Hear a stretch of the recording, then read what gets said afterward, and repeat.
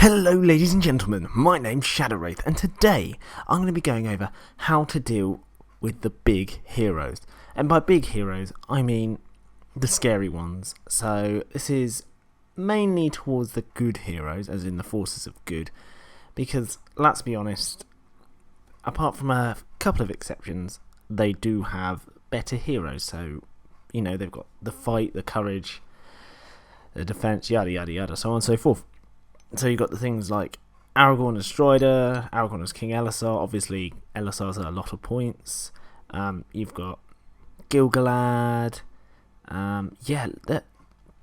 So many. But it can be worked with the evil heroes again, if you're evil and evil or something like that. So you've got the really good ones who are like Amdor or Azog, or there's a lot. So, how do I deal with them? Now, personally, this is off my personal lists and things like that, and I play mainly evil. I will go over good, if you're playing the forces of good, how to deal with the big named heroes as well, but it's mainly evil here. So, what do? First of all, it's pretty easy, really simple. I always whack in a ringwraith, because most of the forces can have a ringwraith or ally with a force that can have a ringwraith. Mainly because of two spells. And the first spell is Sap Will. Now, for a normal ringwraith, any ringwraith, it casts on a 5+. And basically what it does is you pick a target within 12 inches, and if they don't resist it, and you get it off, they lose D3 will points. And if you roll really well and roll a 5 or a 6, most of the heroes will lose all their will points.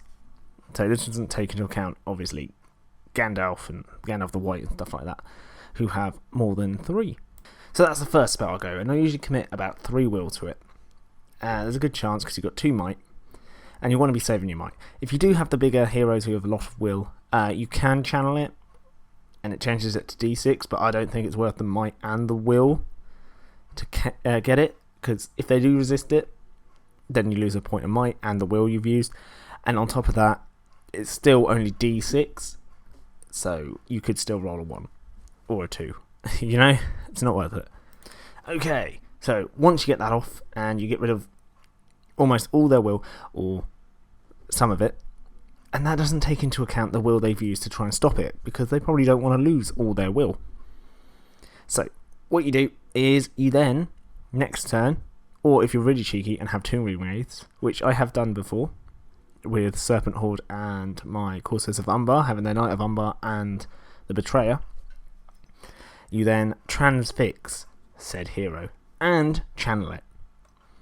They can't resist it because they'll have little to or no will, and it halves their fight value. They can't strike, they can't use any heroic actions, anything like that. And bear in mind, you have to use this at the right moment. You have to have someone with the fight value in there, so, you know, fight 5 or something, and ideally have them trapped. Once you can get that, that's when you do that wombo combo, and that hero is pretty much toast. Okay? Obviously, if you're going against a Balrog, it's nowhere near as effective, because a Balrog's got like a million will to stop exactly things like this. In which case, God help you. But, I mean, what you can do is you can feed the Balrog models if you haven't got too expensive models. So, he gets a free heroic combat, but you can still shield yourselves with other models in the way and stuff like that. And that's pretty much it. You look at Aragorn, 3 will, boom, Sap will. Even if you lose 2 and you try to use 1 to resist, he's got no will left, and then you transfix him and channel it, and it'll be for free because it's on a 4+. So hopefully you don't roll like a 1 or a 2, but on a 3+, because you've got 2 will and you use 1 to channel it, you'll get it off. And if it's at the right moment, you're gonna kill him probably. And then again, on the flip side, this works if you're going against evil. It doesn't always have to be against good, because a big problem I have sometimes, well, I don't have anymore, is Troll Chieftains, especially one from the Blackgate Opens Legendary Legion. Really solid, really awesome hero killer. So you can use a Troll Chieftain if you want to kill heroes. But how do you yourself kill the Troll Chieftain? Exactly the same thing, because he doesn't have that much will. He starts with 1, which is pretty crap. And, I mean, he gets an extra 1, but 2 will.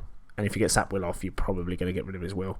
And he'll probably try and stop it as well, because he doesn't want that to happen. It's a double-edged blade. Some people don't try and stop it because they think, I'm just going to end up losing more will if I don't do it. If I do it. And it works for things like Azog as well, because Azog obviously has got a bit more will than other models because he uses Warg's will, but that only gets him 4. And if you try and sap will him, and if he doesn't try and stop it, maximum you're going to get rid of is 3, unless you really want to channel it. But if he does stop it, then there's a chance you can... I mean, if he does decide to stop it, he's probably definitely going to stop it because he's got 6 might. But you're still wasting his might, and then you can do it again next turn. So yeah, that's pretty much my simple way of doing it. With the evil, like good heroes versus the evil, I mean, you've got loads of tools there. You've got loads of magic at your disposal. A lot of it is defensive as well. But you've got the offensive spells, so like Wrath of Brunion, which is absolutely devastating. Nature's Wrath as well. Wrath of Brunion is only slightly better because it does the damage. And if you're on the off chance of you're playing on a map with water on it, which I've only done once at an event, you're doing like stupid damage with it as well. So yeah, that's that. But please let me know in the comment section down below, which heroes do you struggle with?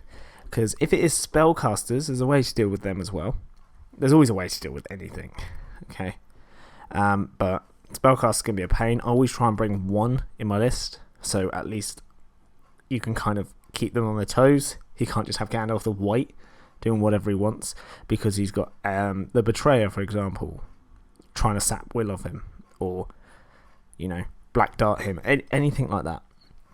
So if you've got a bit of magic to respond with, perfect. And then, I mean, there's loads of magic resistance in the game, especially for the Forces of Good again. I do think the Forces of Good get a lot, but so do we evil players. We get big scary monsters and ringwraiths, and I absolutely love ringwraiths. Still hate the fact they only have 1 wound, but, I mean, sure, that's fine. Just hope they don't have Galadriel to banish you, because that's a very solid tactic to get rid of ringwraiths, if you ring Galadriel or anyone with banishment. Because, yeah, that just causes a wound. And guess how many wounds a ringwraith has? Yeah, 1. Fantastic. Perfect combo. Saying that is really good for dealing with shades and stuff from Angmar as well. So if you're bringing elves, especially Galadrim elves or Rivendell, I'll probably try and stick Galadriel in there, just for banishment. But then again, you've got Gil-galad, and he just kills every hero pretty much. So, yeah. But this tactic also works on him, because he's only got 3 will, so you can get rid of that pretty easily, and then once you transfix him and half his fight value, he's trapped. And when he's trapped, I mean, he's only like defense 7, defense 8 with a shield, and that's not impossible to kill at all, especially if you've got some +1 to wound models in there, stuff like that, all the good tasty stuff. Even strength 4 will kill defense 8 because you need 6s and you're doubling up and he's trapped. Yeah, it's horrible, but it works really well for me, and that's the tactic I try and do to deal with the big named heroes, the big scary guys and gals.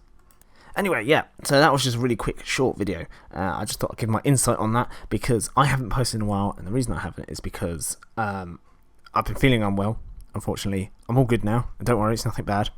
But, yeah, that's why, because I didn't think anyone wanted to hear my disgusting voice. But someone can argue I've got a disgusting voice now. I don't. I think it's rather silky smooth. So, yes, vanity moment over. I hope you have an absolutely fantastic day.